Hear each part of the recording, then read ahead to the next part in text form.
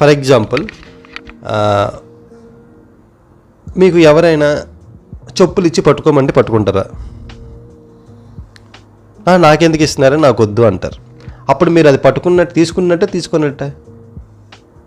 తీసుకున్నట్టే కదా. ఒక మాట ఇసిరినప్పుడు అది మీరు ఎందుకు తీసుకుంటున్నారు? ఎలాగైతే చెప్పులు నావి కాదని మీరు ఎవరికో ఇవ్వబోయి నాకు ఇస్తున్నారని అనుకుంటున్నారో, అలాగే ఆ మాట కూడా మనకు కాదు ఎవరికో ఎందుకు అనుకోవట్లేదు మీరు? దాన్ని తీసుకోవట్లేదు, దీన్ని తీసుకుంటున్నారు. అది పాయింట్.